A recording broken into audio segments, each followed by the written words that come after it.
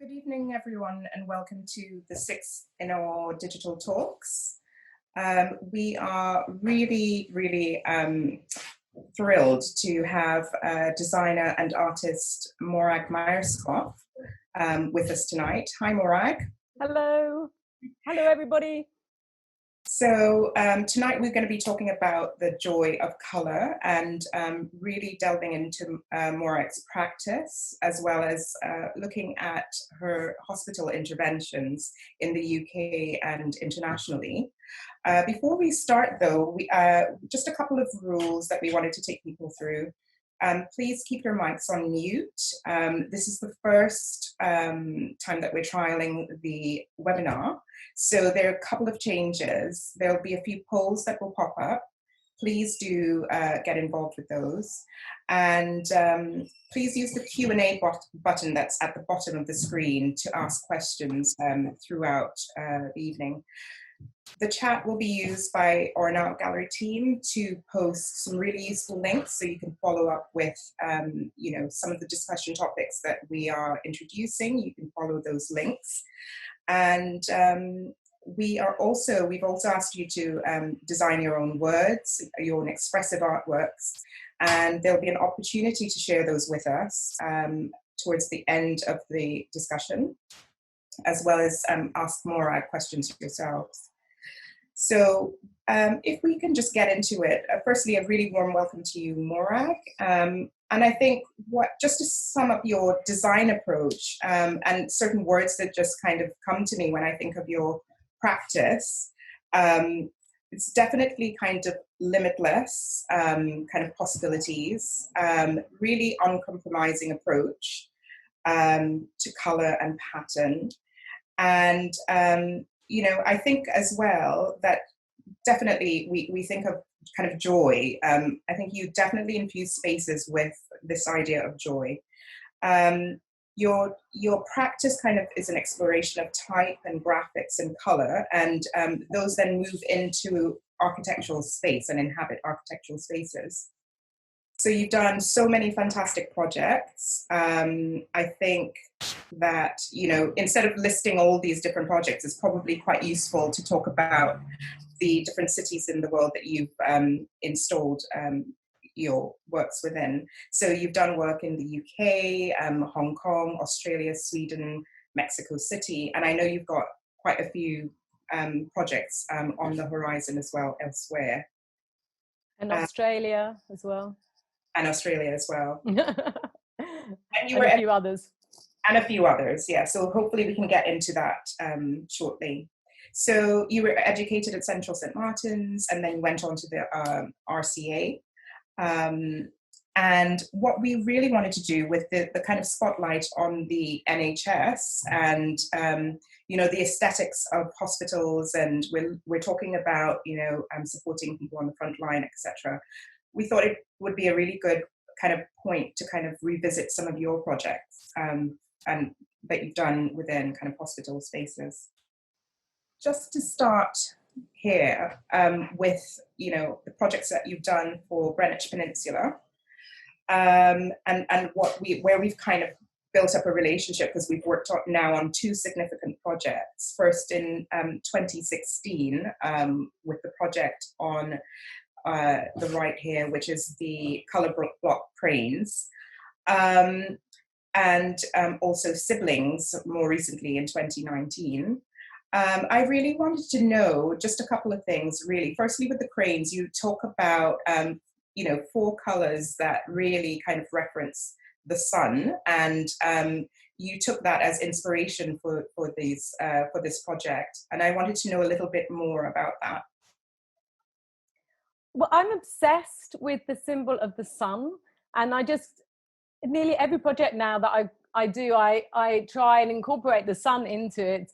And I think it's because it's about life and joy, and it's the most, it gives us everything, doesn't it? It gives us all our energy and everything. So I it's just something that I just need to express in my work. And I like the graduation of colours. And in this time that we've been in now, the sun has taken over more and more for me. And especially today, that's why I've got pink cheeks as well. Just really some interesting points about this particular project with the cranes was the fact that we were looking at ideas around introducing fluorescent color. And really, I think you were limited by the types of paint we could use on these cranes. And it really showed a testament to really understanding color, and your expertise with the fact that you were able to find the closest colors that mimicked this idea of fluorescence, especially when the sun kind of hit the cranes. So that to me was just like a first introduction into how rigorous you are with color. Yeah, I think that is the most fascinating thing about when you may do something in a space that's either natural light or light coming from a window or somewhere like that, and then you take it outside, and depending on the type of light, the color changes all the time, so it's so important to try the colors in different situations. And those cranes were very challenging on that basis, partly also because I was being very ambitious as well about how we could dismantle the cranes and make them more multicolored, but then we were told that they could only go in one truck and they had to go up in one go, and so we learned a lot, didn't we, of what the possibilities were and the limitations. And sometimes those limitations are good, and maybe you work hard, you think a little bit harder sometimes. And I think the form of the cranes, and it just lent itself to kind of, large swathes of color.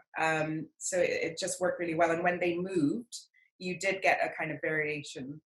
And with this project on the left, which is the siblings piece, which is the most recent thing you've done at Greenwich Peninsula.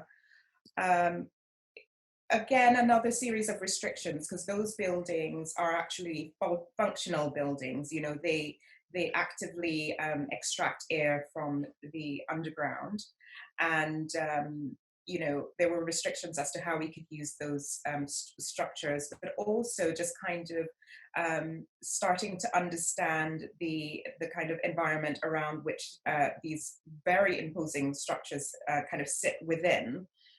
You've got Ravensbourne College, which you can see in the background. And, I think there were lots of things to consider with this. Yeah, I think the most important thing is to be able to visit a place and to understand the surrounding architecture, to understand the way the space is used, and then to respond to that experience of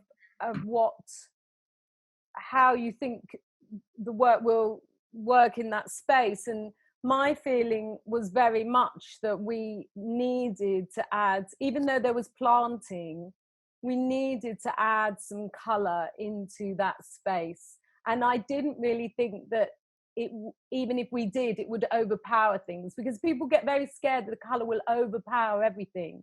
But if you do it right, it just brings another level to the surrounding area, surrounding spaces. And also they were good shapes. Yeah. So they lent themselves to the sort of pattern and language that I put on them. Yeah, and I really love the fact that you've introduced this idea of depth and kind of optical, playing with the eye, and they create like a threshold to that transitional space, really. So you've really embraced placemaking projects over the years, and you've really led on the idea of placemaking. And I wanted to just ask you what do you glean from a place, and how do you kind of reach out to communities or involve people in the area, and what do you gain from an area before you start a project? Well, I mean, no project is the same. They're all different. Some are growing communities that you're building new communities. So you're trying to make spaces that people. You have to think about how people will start to belong there. You know, you set a seed, and you just set little seeds, and then people build it themselves. Yeah. And then in other places, you are working with communities that have been there for many years and have evolved, and you have to be very sensitive to those people and work with them and understand what gain their trust and listen to them. And you can always have a big vision. It doesn't stop the vision when everybody works together, when communities work with you. But I think you can't say there's one way of doing it. There's Right. multiple ways of doing it, and the only way you learn, you find the way. I always say, you know, because say for example you're putting a proposal in for an art project, and they say you work with the community, and you're like, well, I can't actually put a proposal in. I can tell you something, but I can't put a proposal in because I don't know that community unless it's the one I was brought up in, you know, or whatever. So I always say, well, we have to start the communication, and then we go from there, and then we find out what we're going to do. And it might not be what anybody in the first group of people thought that was what was going to happen. Yeah. So you learn. I just always, you learn all the time from different people, and you need to keep your head open and your eyes open, your mind, you know, your mind open is your head, I suppose. And one question that I tend to ask designers when we're doing this is just in terms of your design inspiration in your childhood, you know, what were some of your kind of earliest memories of color, or what were some of your kind of inspirations from childhood? Because I do feel that it often influences the way you kind of see the world visually. Yeah, well, I've definitely reverted back to being a child. My family house, where my father was a classical musician, a session musician, and my uncle was as well. So our house was always full of music all the time. And my dad would play a lot of abstract 60s British composers' music. And so I think that sort of being exposed to that from even though that's not visual, it's this sort of visual in your head music from very young. And then my mother was a textile artist, and she from tiny we dyed with vegetables, you know, they'd collect the onion peels and the berries, and then we'd dye. And so I was taught from really, really early on to understand the difference between vegetable dyes, artificial dyes, fabrics and things. And then also adding to that is my great grandfather and great grandmother were in the circus. So I think I've always loved going to fun fairs and the colours of that. And because I come from Holloway, and Holloway was pretty grey when I was growing up. But I lived in this incredibly colourful, rich, thought-provoking family. My grandmother was French. She had come over from France and married my grandfather, and so she brought her French side to it, so they speak French in the house, although I can't speak French, and I can't play an instrument, so I failed completely. So I think it's that I was a young embroiderer at the age of 9. I had my piece in the Commonwealth Institute. I even had it for sale no, I was 12, sorry. I put it up for sale. I wanted to, at 12 years old, nobody bought it.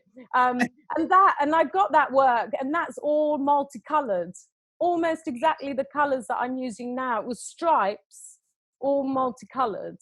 So it's just always been with me.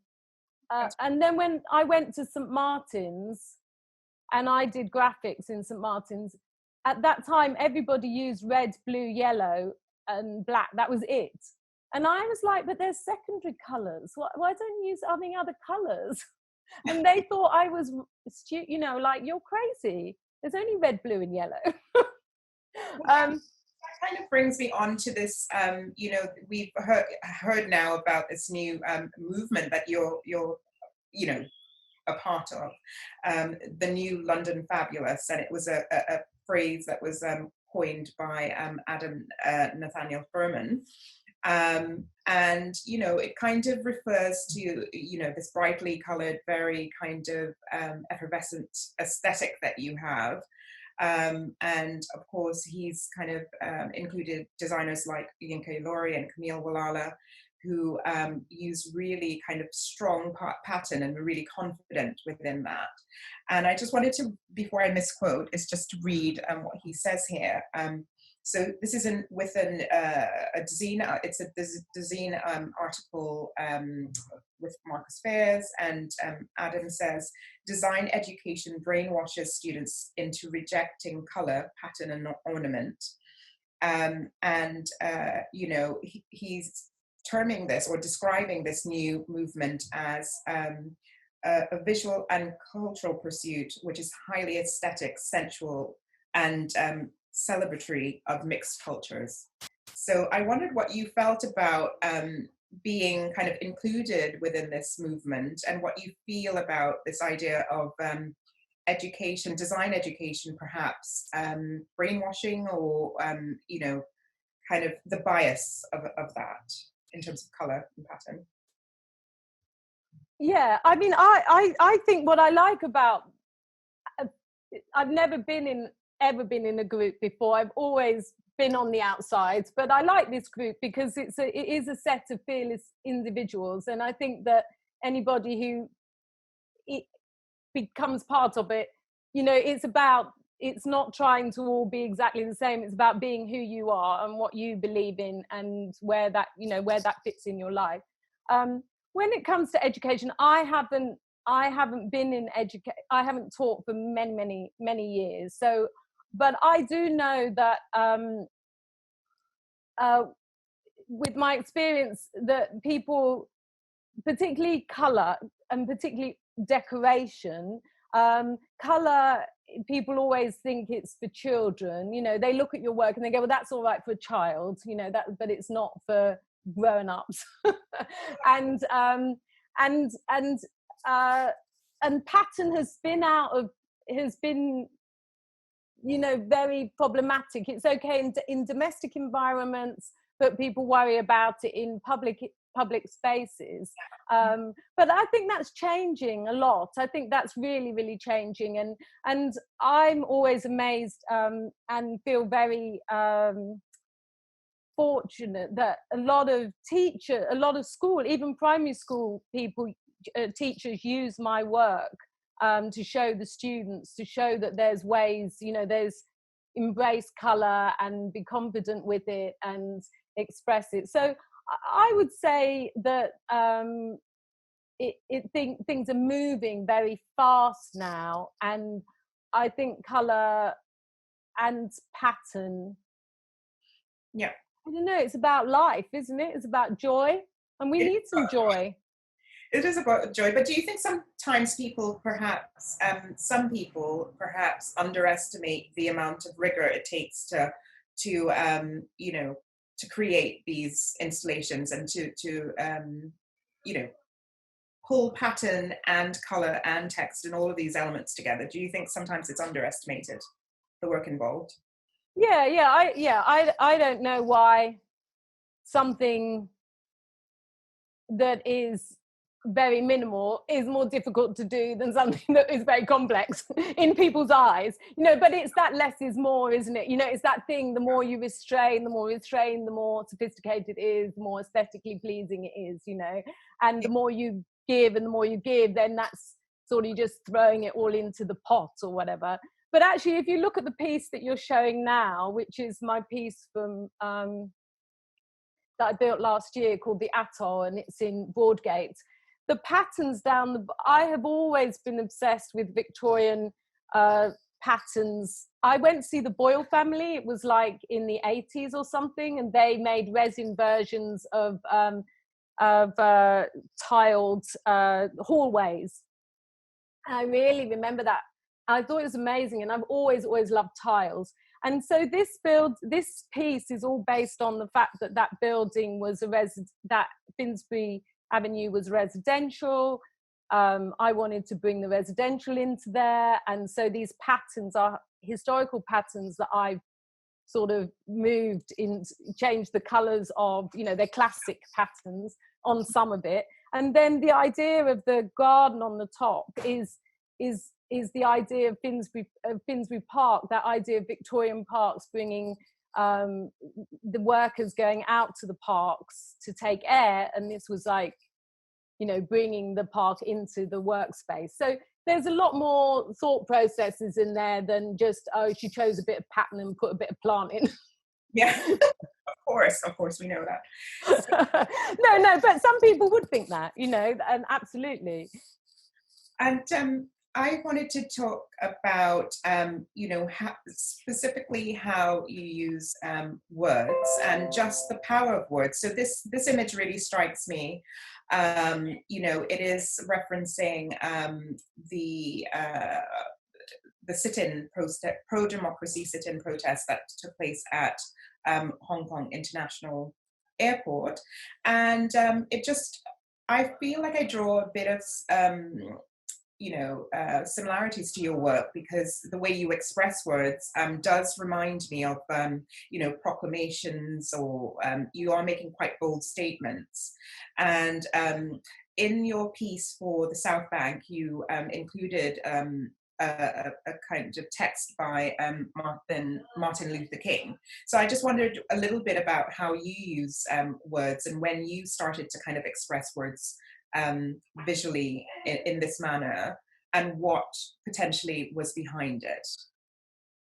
Well, it's interesting you showed that picture, because I spent a year last year working with a gallery in Hong Kong, wanting to do an installation there, but because of all the demonstrations, that could we do it, could we not do it, and my proposal, because I am obsessed with how do you make work that is about belonging, so I wanted to use the Chinese proverb, we make happy those who are near, and those who are far will come. And then as the demonstrations and everything got heightened throughout the year, I was really nervous whether this was the right saying to use, and the right proverb, and it was Chinese as well. So, but actually, they were very strongly pro me using this statement, because that's what, it was very important to them that it was that their beliefs were listened to as well, what they wanted was listened to. And so so we went ahead and we did this installation, and it was originally cancelled, but then it was put in over Christmas, and it was just so, because everybody had been in their houses for quite a long time, similar to lockdown but not exactly the same.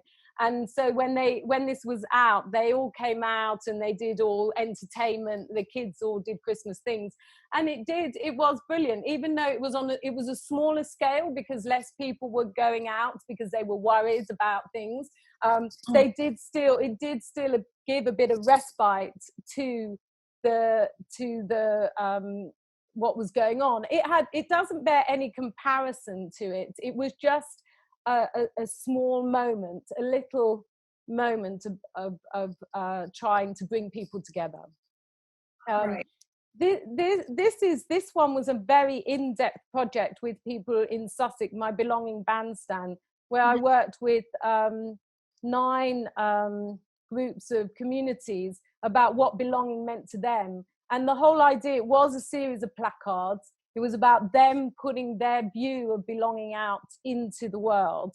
And when the bandstand moved, their placards, each community group's placards, changed to the front.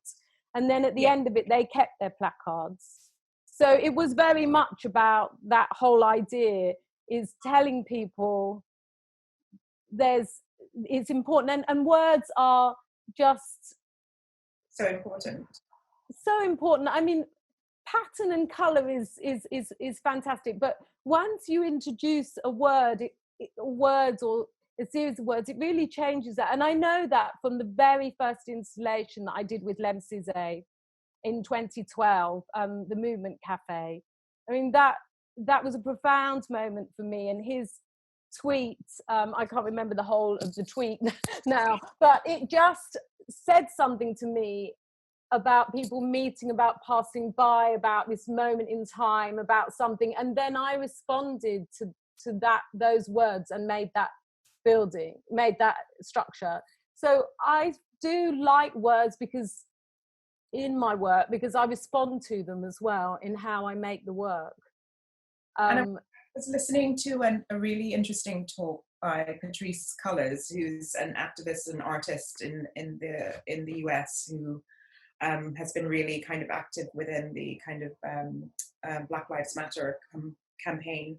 And she talks about the power of repetition and kind of invoking words over and over within political campaigns or artworks, etc. What words do you tend to come back to in your work?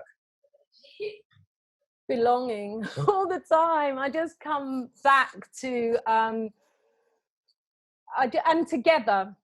This is a big piece in I was working on a piece in Finsbury Park, where I was brought up, and I felt that it was an area that I knew well and had seen change over time, or not change, or just I understood it, and I felt that was about being together, and that didn't happen. But then I was asked in Australia to do a project, and it was very much about in Fremantle in Western Australia, it was about bringing the communities. And I know now we've all had NHS together, everybody together, but there are certain words that just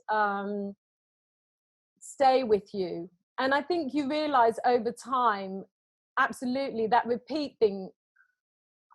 I just now work more with a series of thoughts, and I don't feel so much that I have to try and go here, there, everywhere. It is about home and feelings of safety and community, and I don't know even it's about what makes you happy, but it's why is it good to be alive, that sort of thing. For sure. So we wanted to look a little bit at your studio practice in a way. Just let me, it's some more examples of you using kind of words really to great effect. But just talking a little bit about your studio practice and the starting points of a project, it would be great to understand how you prepare and conceptualize. So we've got an image of a sketchbook here. So just how do you build and do color studies, etc.? I think it'd be great to find out a bit more about that. So I've got my sketchbook here as well of different things. So I realize now that, because I'm sort of going on a journey, a thing with my work, a journey sort of thing, that it doesn't always come to me. If somebody asks me to do a project or something, in a way, it's quite good if I've already had a thought about certain things. I mean, that's contrary to what I said about community. But if I'm doing a big installation, not connected, in a festival or something like that, where it's actually they're asking me to come up with a personal approach to something, I will sketch as I go. I sketch things as I go along that maybe have nothing related to anything, and then something comes up, and then I think, I remember that sketch, or I had that thought process or something, and then I revisit the sketches, and they may be from a year or 2 years ago, and then they start often have the basis of things for me. So that's quite a worked up sketch on the left, but that was just playing with type. And then on the right is a piece I'm doing now that will be in Paris. And actually, it sort of stemmed from the conversation we had. I think I said "a new now then," didn't I, or something? And then this is a piece of work that's connected to Notre Dame and Aspire, and I wanted it to be not. I didn't want the patterns to be all formed. I wanted everything to be cutting through, because that's how I feel at the moment. that we're all in this place of so the pattern is all is not ordered, it's all cut, and everything is all broken through. Great.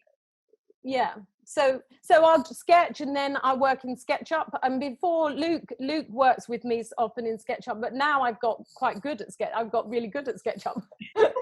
So Luke's out of a job. No, not really. But it's good for me, because then I can do the 3D. I can do it all in 3D, which is useful. And how important is like collaborating? Because you mentioned Luke, he's obviously worked really closely with you. How important is collaboration? Yeah, I think it depends on the project, really, because last year Love at First Sight was all about my mum and dad meeting in Aberdeen, and it was a very personal story because my mother had just died earlier. So that was a story that actually I did collaborate with a poet, Jo, a poet in Scotland, where she worked with the community. The same thing about Love at First Sight. So the thought process came from from me, and then it extended out to a much bigger community project. So that project, I wouldn't work with Luke, that didn't sort of work, that wouldn't have worked with it. But things like we did a project Swing It, and it's very mechanical and things, and then Luke and I worked together really well on that. So my collaborations are often, they can be with Luke, they can be with poets, they can be with musicians, they can be with, and then we also collaborate often with engineers and the technical side. So I think it depends on where the project comes from. Yeah. And so these projects coming up, looking at your interventions within hospital spaces, I think this is really important work to kind of spotlight and go into in more detail, because I think we know a lot of your public realm work. But could you take us through some of these fantastic interventions you've done within hospital spaces? And I'd be really interested to understand how you've introduced colour into those spaces, because we know hospital spaces to be kind of quite cold or, sometimes foreboding. And also, what meanings do you attach to certain colours? Do you have like colours that invoke healing, or it'd be good to understand how you approach this. Okay, so before doing the hospitals, I worked on many schools with the architects at HMM, and I sort of put the human side into the school. I worked with the school community, and we worked ways of making the spaces work for them and with them. So then when I was asked to do a hospital space, it has a similar type of base architecture, different, but more obviously clinical. And so Anne Mullins approached me, and it was Vital Arts at the Royal London Hospital. And because this was just around the time of working with Lem Sizet, I said, if I was asked to do dining rooms, 5 dining rooms in 5 wards, and I wanted to do it where we involved the kids into the project. I didn't want to give them something that was, just me doing something for them. So Lem Sizet went round to all to as many wards as possible, And he was amazing, and he wrote these wonderful poems with the children at their bedsides. And it's very, very different working in hospitals to working in schools. You know, the children, you know, there's many things going on, and so they're not always very enthusiastic. So you have to coax them quite a lot sometimes. And then I took the poems, and then I did workshop. I went in and did workshops, visual workshops with the children. And so on that last slide, so this is a different one, but on the last one, what was there a combination of is particularly the dazzle room is the kids just from doing the workshops, from being with the kids just loved that word dazzle. They just loved it. And I just thought, we got to make a dazzle room.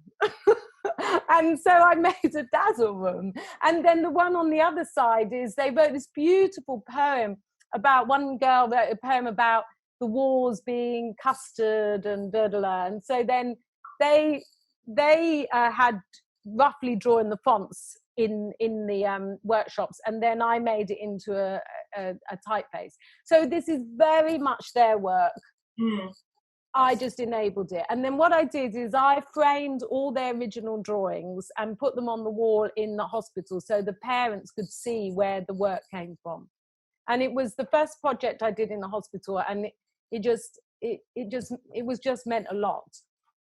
Do you get reports back as to how people are experiencing your spaces that you've created? Yeah, very much. If we get onto the bedrooms, because these are all the spaces are. They're not in bedrooms, you know, they're through spaces. So this is the entrance to the Women and Children's department in the Whitechapel Hospital. And this one I didn't do with the community. I just sort of responded. I wanted to be very colourful and to make it patterns. And so this was very much, hopefully, a response to the community would like it, the colours, and it make it vibrant and make it joyful for the mothers and kids to go in to the spaces. And then the next image was a series of so I worked on also a big play space in the Royal London, and I made these like spinning top chairs, and the kids just they didn't actually spin because that was dangerous, and the kids just really loved them. So then I made one at the entrance of the Women and Children's entrance. But the feedback is, this is new, this is the Rainbow Ward. This is really ironic. At the time, I wasn't really into rainbows, into the sense of using a rainbow. It's called the Rainbow Ward. Now, if you did it now, this would have a rainbow. But I was just like, we're not going to use rainbows. Yeah. They're too obvious. They're too obvious. I'm going to do rainbow colours, but not as rainbows. So anyway, that was a lesson learned. So I think I would have done it maybe differently now. But I'm happy with the space. And this was, again, I mean, if you've been to Newham Hospital, when you went into this children's department, this new department, it was like, amazing, because the rest of the hospital needs to be upgraded. But this space was just so good, so welcoming for the children. And that is what it's all about. It's about the children and the mothers, the family and the staff to be happy working in the space, to be happy to be there, nobody's happy to be in a hospital, but to be comfortable and feel safe in the hospital. And if it's not, it's better for the staff are happier, and it's all the whole knock-on effect. And people do get better quicker. Did you have any specific restrictions that you were faced with these spaces? Were there, treatment surfaces, etc., that you had to consider? Yeah, so materiality is always a big issue. In this one, those are hand-painted wooden panels. Mm-hmm. I had to go through a massive amount of things to get wood in, and then the rest is all wallpapered. So it's got to be washable, it's got to be hygienic, so there are limits with materials. Can you Yeah. hear that scraping? Can you hear somebody scraping something? Sorry, somebody's making a noise. No. Okay, that's good. That's good. It's okay. Also, did you get any kind of feedback or any you know resistance to bright colors, or did you have to battle with that at all? Or? Yeah, on this project, the one we're showing now, Sheffield Children's Hospital, because Kat Powell in Sheffield Children's Hospital has seen me talk about my other work, and then there was this possibility to do the bedrooms, 46 bedrooms in Sheffield Children's Hospital.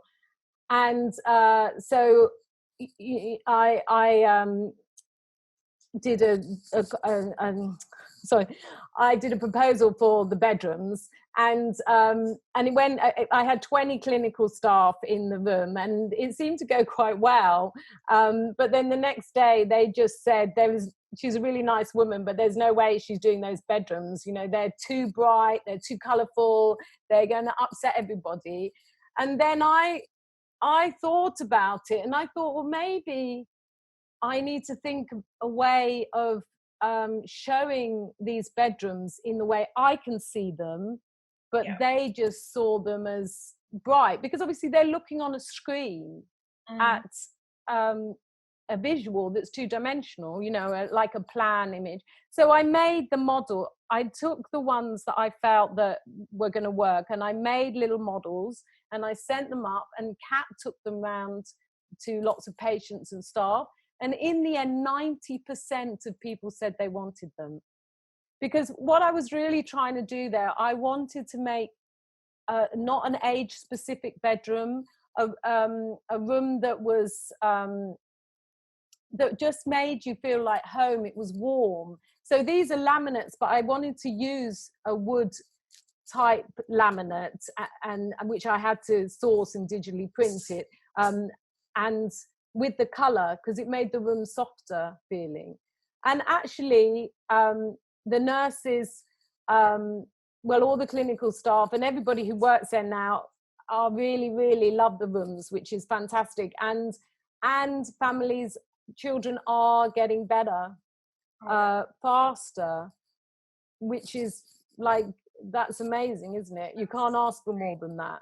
Yeah, that's brilliant.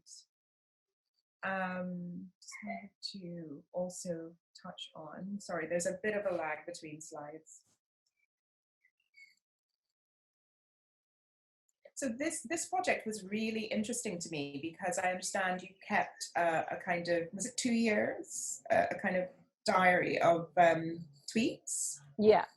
And so you were reciting colours daily, I think. That's right. What could you talk us through that process and how it ended up being the kind of end product that we see here? Okay, so I wanted to do Twitter years ago. I think it was like a long time ago, maybe it was the same time as 2012. So and this project completed in 2018. I wanted to do something on Twitter, but I wasn't really wanting to join in the conversation. So I just decided to speak in color. And one of my color tweets was what I felt in the morning, what color I felt in the morning, and what color I felt or when I went to bed at night. And so then I did this religiously for 2 years.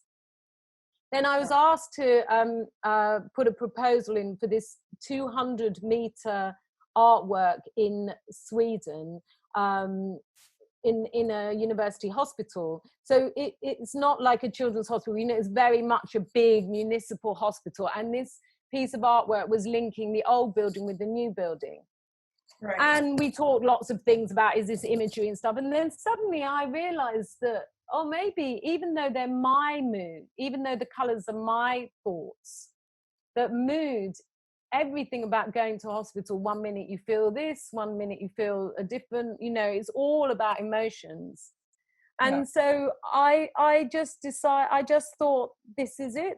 I want to do a piece of work that is that the color, it's a year, and it was from May to May as well. The whole piece was a year of color, of my moods, of my colors throughout the day. And if people don't, if there obviously is a piece of text that says about this, but if people don't get that, that doesn't matter, you know, because people see landscapes in it, they see all sorts of things. And the reason originally I did it in stripes, but then I broke it down to triangles, because actually you don't really feel that and then feel that. You feel that and that and that and then that all. So it was about that merging of colour, you know, of a day.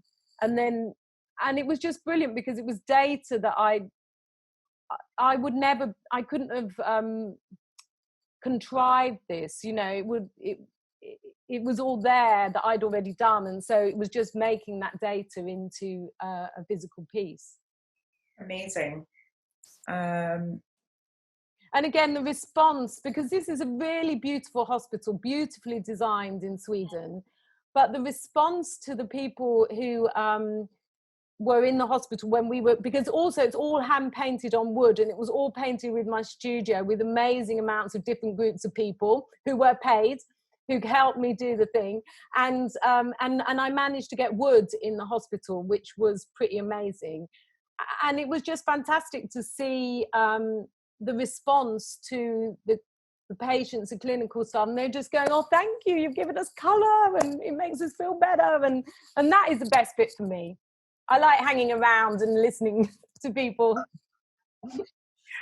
Indeed. And then you know, we didn't realize that when we asked you to do this talk, that you also have a new project that you're working on. So this is work in progress for Sheffield Children's Hospital. It looks brilliant, and it's an outdoor space, it seems. So would you tell us a bit more about this?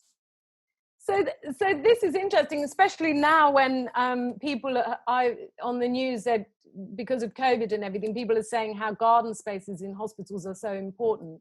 But in Sheffield Children's Hospital, there's a courtyard, and it's got the colour on the back. The architects, Avanti Architects, did that, but it was a really tarmacky, and it's got a bit of yellow on the floor, on the ground. But when I spoke with Kat, they wanted to do something in this courtyard from Art Belt, but they couldn't afford it.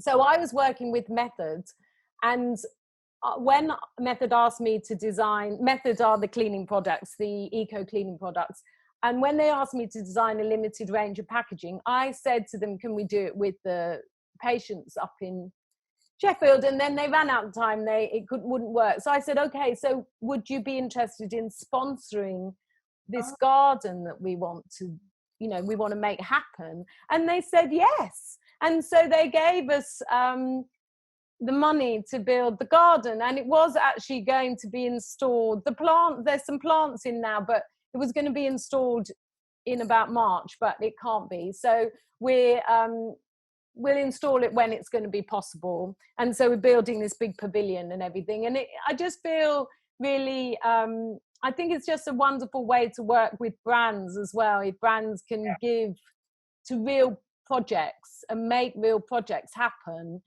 I feel it's a really big achievement. And I can't wait for this project to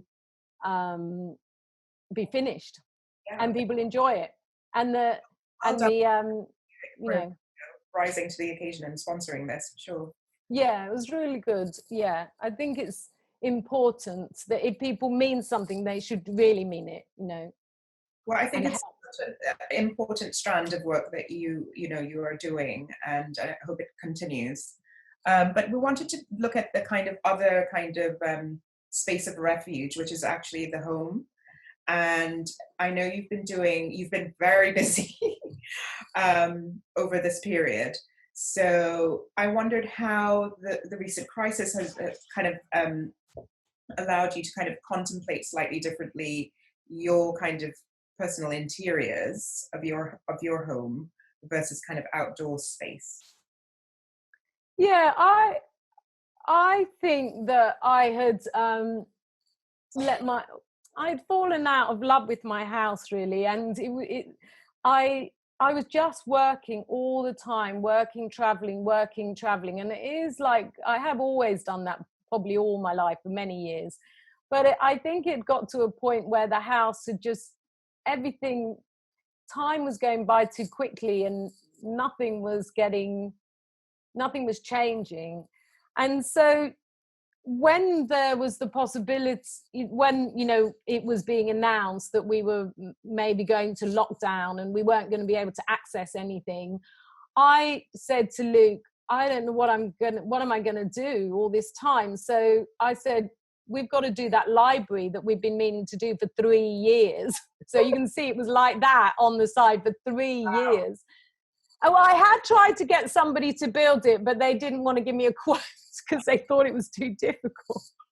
So we ordered the wood and the paint, and then Luke's built the shelves, and then we started building, and then one thing has led to another, and now I really love my house, and I think every bit has been turned over in it, and it's given me, I was getting really fed up, and I wasn't sure if I wanted to move out of London, and I didn't know how I feel, and so I think it's sort of helped me a lot, actually, with my own sort of relationship with my home, London, my life, you know. And we just used everything in our house. Apart from the wood that we bought, we've just used bits of wood we've got, paints we've got, you know, so we're using things up, which feels really, really good as well. So we're reusing and remaking things. I think this time has definitely been a time for kind of introspection, and it's really impressive to see how you've kind of channeled that into your home. But we want to get some questions in from the audience, and I just want to check who from Now Gallery is going to be taking questions. It's Alicia. Yeah, that's me. We've got quite a few questions. I'm aware of the time, so I'll probably pick the best ones from the list. So the first one, Morag, that we have is from Jemima. So she said, love the idea that limitations are good and made Morag come up with solutions. Colour is important, but does this dictate the pattern? Which comes first, pattern or colour? Thanks, Morag. Pattern or colour, Morag, which comes first? I'm not sure of anything either. I often have to have an idea about something, and then, so I don't know, not one nor the other. I don't really know. They just happen. I don't know how things happen. Does that make sense? I don't know. I don't have an order. So they kind of just happen in tandem. Structures sometimes happen.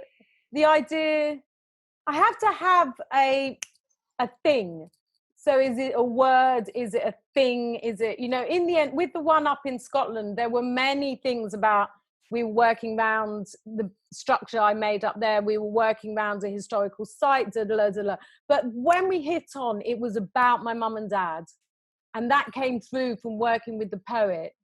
Then suddenly it just went off on, you know, I could see it. I could make it happen in my head. This next one is from Chloe, if that's how I pronounce it properly. What has been your most fulfilling project overseas or locally? Two projects. The Camera Obscura in Mexico City, because it was really, the whole idea of that piece was that the everyday people don't go to galleries, and it was about putting this piece into the middle of the square that everybody goes to, and then they came into this, they weren't worried, and they went into this big installation, and they had somebody there telling everybody about what a camera obscura is and where it originates film from. So there's that one. And the other one was in Austria, the Open Doors, which was about migration. It was 2016, just when we did blooming Brexit, which was a total horrendous moment when it was all about migration and the positivity of migration, and then that happened, and there was a bit of hostility towards me slightly in Graz at that time, but it was a one about bringing all the communities together, disparate communities in Graz, and that won some awards, actually, and I felt very again, I worked with the local gallery who worked with all the communities, and that was really, really important to me. So those were, every project has a thing, but those two are very important. Amazing.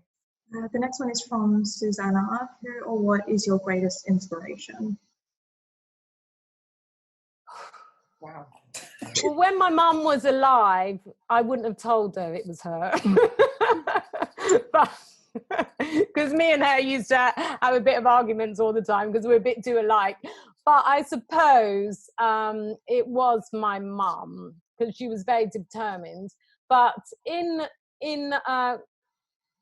other projects, in other people that I've liked, I've always loved Bridget Riley, and I've always loved David Hockney. When I saw David Hockney's show Paints the Stage in the 1980s when I was at the Royal College, I mean, that absolutely blew my mind. I never looked back after that. I just designed stage sets, and he totally inspired me. So there's more people from my past when I was at college and everything that I was inspired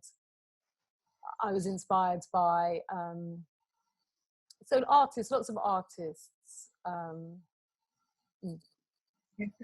next, sorry. More. I mean, what we can do is see if we can put some of these questions to Morag afterwards. But I'm keen also for us to try and see some of the artwork that people have. Sure, I'll finish off with one more. So this one is from Lynn, and they've said, why do you think people are scared of colour, for example, in their clothing or furnishings? Well, because I'm not. That's quite difficult, isn't it?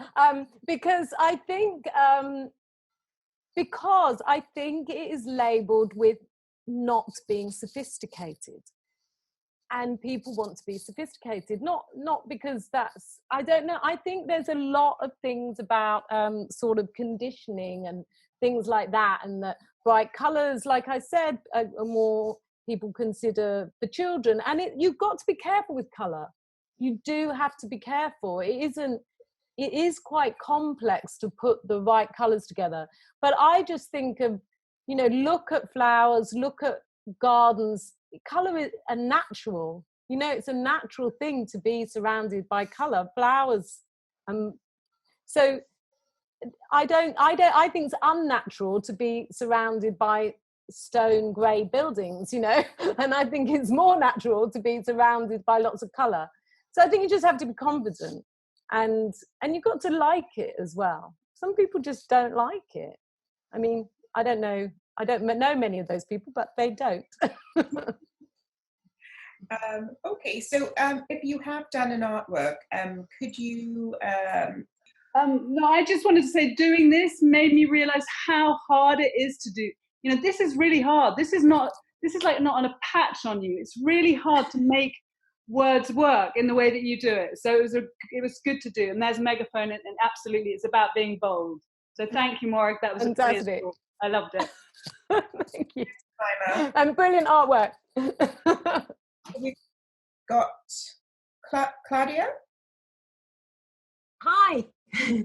I've absolutely loved your presentation. They're absolutely amazing.